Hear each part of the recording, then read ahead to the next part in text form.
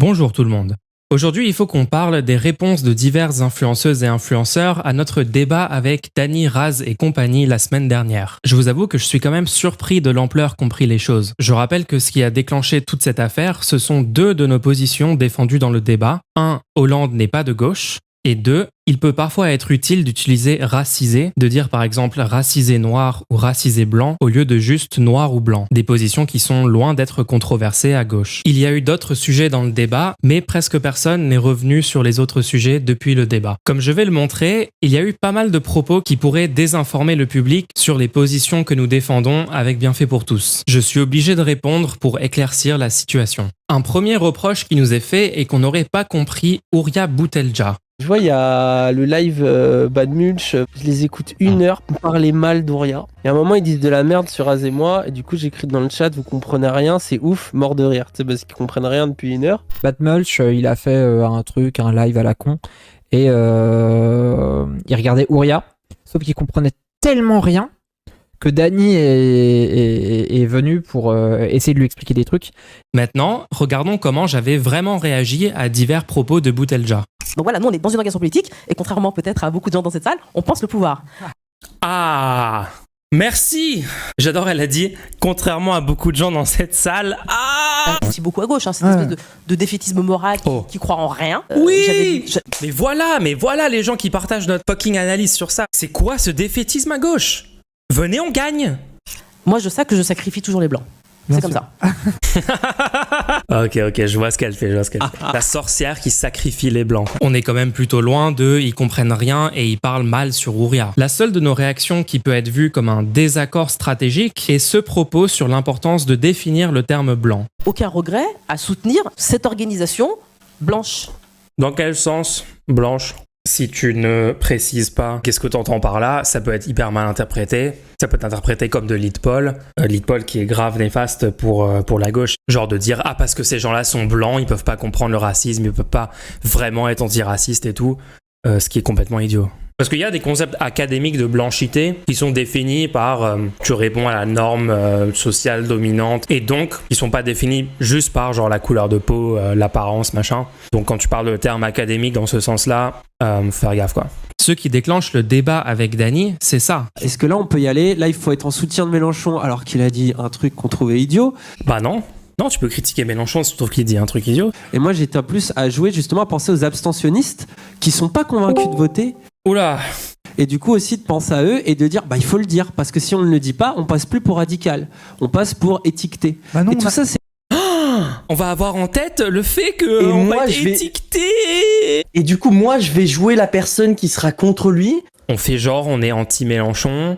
Mais pour draguer les abstentionnistes parce qu'il y a une culture de merde à gauche en France. Dany, vous comprenez rien, MDR ça me fume. Viens nous expliquer. C'est bien un désaccord avec Dany et non Boutelja qui conduit Dany à venir en vocal. Ensuite, il y a l'idée qu'on aurait une angoisse, un malaise au fait qu'on nous appelle blanc. Le mot blanc, j'ai l'impression de ce que je vois. Moi j'ai l'impression qu'il vous écorche l'oreille, c'est tout. C'est une idée qui est apparue pendant le débat quand Raz fait la remarque suivante. Quelqu'un qui aurait été considéré de gauche mais qui exclurait de la lutte les ouvriers qui sont non blancs. Bah aujourd'hui, maintenant qu'on a réussi à bouger... La gêne que tu as eue à parler des indigènes, déjà tu les as perdus là, je te le dis. Donc dans la bataille culturelle, t'es mal. En fait, cette angoisse potentielle n'a rien à voir avec l'idée qu'on défend nous. On disait, nous, qu'il peut être stratégique d'utiliser racisé blanc, racisé non blanc, car ça permet de s'assurer que tout le monde est sur la même page sur le fait qu'on parle de race sociale et non biologique. Un autre avantage du terme est que si la personne en face ne le connaît pas, ça offre l'occasion d'expliquer ce qu'on entend par racisé et donc d'augmenter la compréhension du racisme systémique. Même si on était très angoissé par le fait d'être appelé blanc, ça ne changerait pas nos arguments sur l'aspect stratégique du terme. L'existence ou non de notre angoisse est juste entièrement une autre question. Des gens sont carrément allés jusqu'à dire qu'on voulait interdire le terme blanc. On rappelle quand même que c'est les autres qui ont eu un problème avec notre utilisation de racisé. Ensuite, et c'est une critique récurrente vu qu'on fait des débats contre tout le monde, contrairement à la majorité de la gauche internet, il y a l'idée qu'on fait du clash juste pour faire du clash. C'est qu'eux, je pense que dans leur mental, ils voulaient absolument nous clasher en fait. Le moment où j'ai dit non, tu peux pas juste dire qu'Hollande il est de droite, il fait partie de l'histoire de la gauche, bah, j'ai senti leur euphorie en mode ça y est, on l'a coincé. Et je pense que dans leur stratégie, ils ont envie de faire un peu de drama. Ils avaient fait pareil avec Usul. Usul, il allait leur donner une leçon politique pendant 2 heures. Pour ceux qui l'ont écouté, c'était assez marrant aussi. Une de leurs strats, c'était de ses pairs en nous clashant notamment. Et bah, ça a finito leur carrière. Alors, il est vrai que quand on a un désaccord avec quelqu'un, le ton peut monter et ça peut être lu par le public comme du clash. Mais de notre côté, les critiques restent toujours sur le fond. Et en l'occurrence, c'est quand même Dany qui a choisi de venir débattre avec nous. On n'est pas allé le chercher. Pareil avec Usul à l'époque. Les gens qui nous font cette critique aimeraient en fait qu'une fois en face de leur influenceur préféré, on le simp comme elle et eux font, qu'on n'évoque aucun de nos désaccords pour ne pas heurter d'affect. Nous, on a toujours dit et on dira toujours ce qu'on pense vraiment. Donc si vous voulez des gauchos hypocrites, allez les trouver autre part, il y en a déjà assez un peu partout. En plus, là où ils sont finito, c'est qu'ils sont détestés par les droitards en plus. Donc. Oui, c'est normal en fait. Si on n'était pas détesté par les droitards, c'est peut-être qu'on ne défendrait pas correctement l'antiracisme, les droits des LGBT, etc., etc. Ils sont détestés par les droitards en plus, donc ils peuvent même pas partir dans un truc. Partir dans quoi ? Dans un arc de confus, pourquoi j'ai quitté la gauche ? Ils sont au courant qu'il n'y a pas que des gens carriéristes en fait, il y a aussi des gens qui ont des objectifs politiques et qui essayent de lutter pour ces raisons-là. Après, j'ai vu l'expression chantage au don être utilisée. Dioclo, il se moquait de Mulch qui faisait du chantage au don. En plus, il a fait 2 fois plus de dons que Mulch ce soir-là, du coup. Dioclo, il a vu, ah ouais, leur objectif c'est 1500 €. D'accord, bah, déjà bizarre parce qu'il a déjà des stubs, donc je comprends pas trop et tout. En mode, t'as 100 viewers, calme-toi, tu vois, genre. Il y avait ça aussi. Mais il y c'est avait pas du chantage à l'emploi. Et là où un truc qui m'a fait rire, c'est quand il a dit, le gars il dit ouais, je vais pas pouvoir stream si on me fait pas les 1500 €. Et il était là, oui, bien sûr, il va pas faire ses 1500 € et lancer son stream demain quand même. Hein. Mais en vrai, j'ai une question, genre. C'est pas faux. Réécoutons un petit extrait de ma vidéo qui annonce le crowdfunding.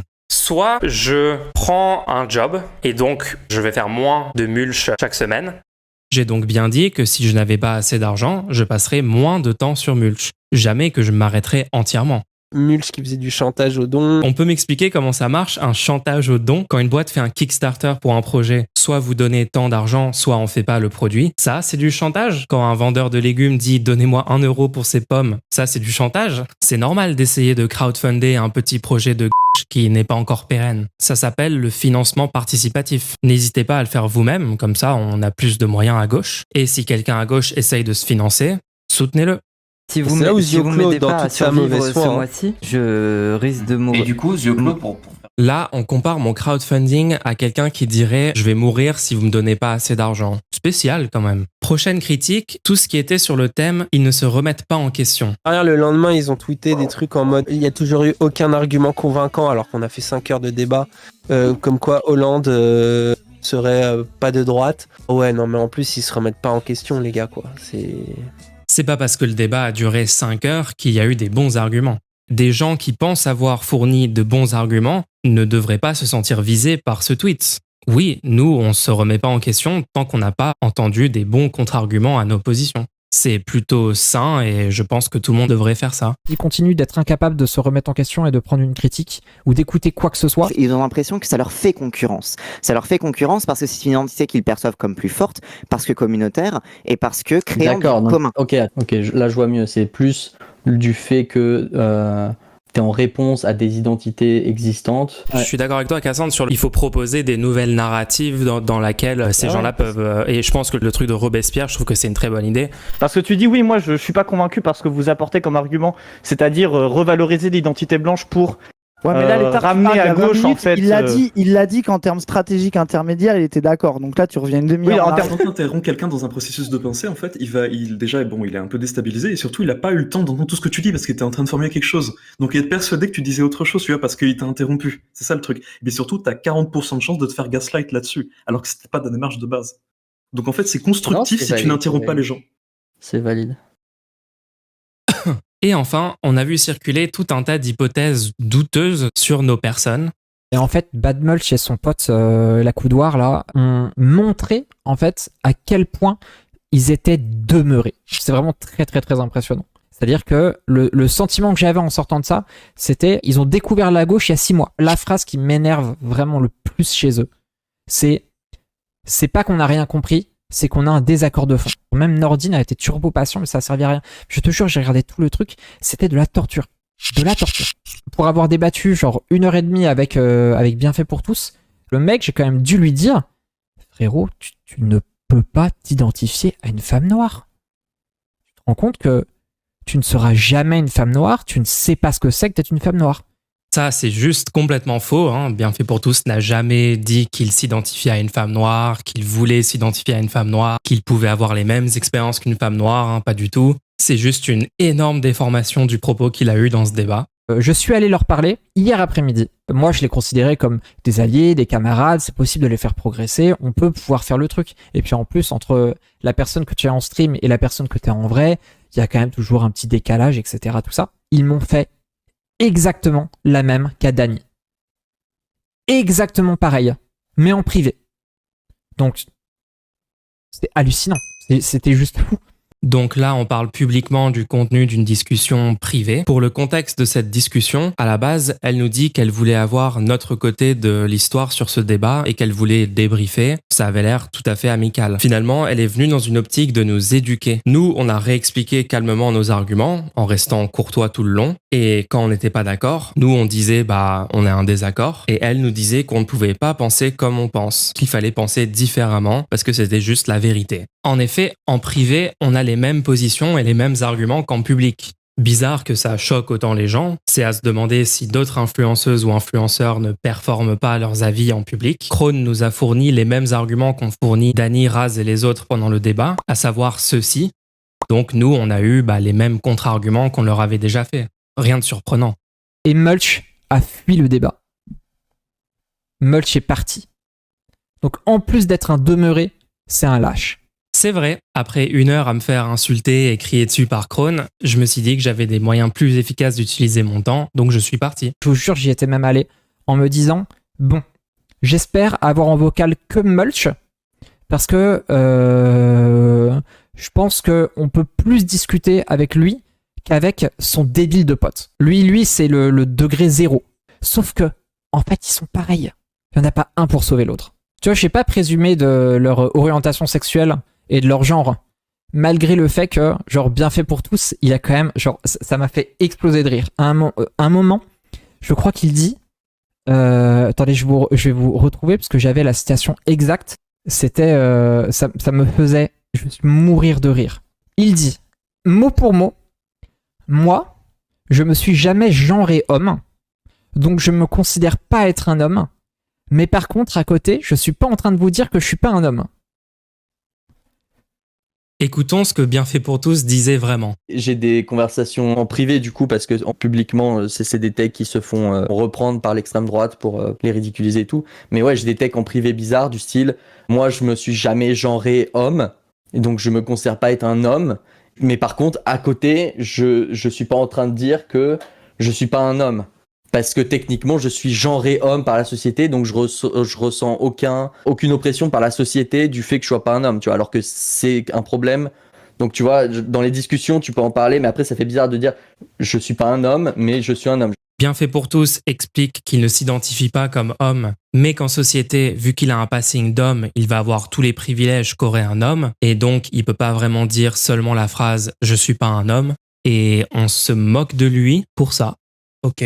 C'est vrai qu'on s'attendait plutôt à ce que ça soit l'extrême droite qui se moque de lui pour ça, mais bon. J'ai des conversations en privé du coup parce que publiquement c'est des takes qui se font reprendre par l'extrême droite pour les ridiculiser et tout. Ça me faisait mourir de rire.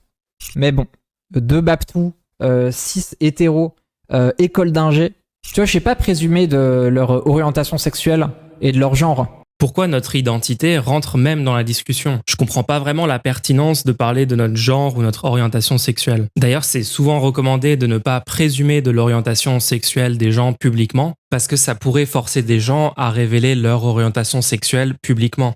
En fait, vous voyez mon somme d'où il vient. C'est-à-dire que j'ai cru qu'on pouvait faire quelque chose de ces mecs-là. Je veux dire, c'est comme ça que tu as Dany et Raz... on fait avec quelque part, on fait un petit peu, tu vois, avec Cassandre, avec moi, avec Moufette, avec plein de gens, avec Pazou là en ce moment. Du coup là, on tend la main à Bad Mulch et à son pote, mais il n'y a pas de travail, il y a rien derrière, juste du néant. C'est le vide intellectuel ce truc. On a cru qu'ils allaient faire des trucs parce que c'est des charbonneurs, parce qu'ils taffent, etc. Et finalement, c'est juste des débiles. S'ils continuent d'être incapables de se remettre en question et de prendre une critique ou d'écouter quoi que ce soit, ils vont disparaître et ce sera bien fait pour eux, comme les idiots profonds qu'ils sont. Je pense que certaines personnes ont cru qu'en faisant une shitstorm autour de ces désaccords, on allait concéder et dire qu'on a changé d'avis sans avoir réellement été convaincu, juste pour pas être mis à la marge. Nous, on est motivés par des idées, pas par un désir de faire partie d'une communauté. En fait, tu vois, c'est tellement des forceurs. Je suis même genre convaincu qu'ils ont plutôt fait perdre des voix à Mélenchon à l'élection présidentielle. C'est des gauchistes mentaux avec les mêmes arguments que les anards qui parlent à personne, sauf qu'ils sont convaincus d'être meilleurs qu'eux. Staline est fasciste et Hollande est de droite. Vraiment, en fait, il y a à se prendre la tête dans les mains, tu vois. Autant c'est des nobody, moi j'en ai rien à foutre, tu vois. J'en ai absolument rien à branler, tu vois. On n'était pas forcément prêt pour ce niveau de toxicité, mais on progresse, on apprend. Honnêtement, on veut bien entendre qu'on a tort, mais il faut expliquer pourquoi. Pas attaquer personnellement les gens sur leurs caractéristiques ou leur identité. On aurait pu voir des streams où les gens contre-argumentent contre nos positions. Ça n'a pas été le cas. J'espère que j'ai pu éclaircir diverses choses autour de toute cette réponse à notre débat et que ça permettra aux gens de mieux comprendre nos positions. Après tout ça, moi, j'aimerais bien qu'on sorte des manipulations et des fausses informations et qu'on revienne sur le fond. On reste ouvert à toute discussion. C'est possible qu'on ait tort. Peut-être qu'il faut en fait dire aux gens que Hollande est de gauche. Peut-être qu'il n'y a aucun cas de figure dans lequel le terme racisé est utile. Et on a tous et toutes besoin de se remettre en question de temps en temps. Que dit la ministre du Travail ? Je la cite. Jean-Luc Mélenchon, qui se dit de gauche, cible ostensiblement un président de gauche, combat un gouvernement de gauche et invite les députés de gauche à censurer un Premier ministre de gauche. Avec de tels responsables de gauche, la droite est tranquille. Madame El Khomri est à bout de nerfs et ça l'a conduit à dire des sottises parce que ça s'appelle la démocratie, ce qu'elle décrit. Quant à dire que le président de la République est de gauche, il n'y a plus qu'elle pour y croire, hein, parce que la masse des Français ne pense pas qu'il est de gauche. Ils pensent qu'il est lui, c'est-à-dire une chose incertaine, plutôt droitière, qui a inventé la déchéance de la nationalité, la loi travail, qui a cassé les pieds à tout le monde. Défaite. J'ai bien l'intention de le battre. Mélenchon, la première campagne de 2017, il a dû répondre à ça. Il n'était pas sur les plateaux de dire François Hollande, c'est pas de gauche, c'est pas la vraie gauche. Et puis au milieu de tout ça, on voit qu'il est vraiment pas de gauche, quoi. Que c'était vraiment un homme de droite, comme je le dis depuis le début. Il s'en fiche à peu près de tout ce qui nous intéresse. Mais il est coincé aujourd'hui politiquement. Il semble coincé entre Macron et vous, quoi, si j'ai bien compris. Je sais pas. Est-ce qu'il sera candidat selon vous ? J'en sais rien, puis c'est pas mon problème. Paraître consensuel, compromettre ses idées par clientélisme, par démagogie ou par pire prêcheur a toujours été un piège qui nous mène à la défaite. Nous, on cherche pas à être consensuel, mais on restera toujours ouvert au débat argumenté avec qui que ce soit, sans rancune.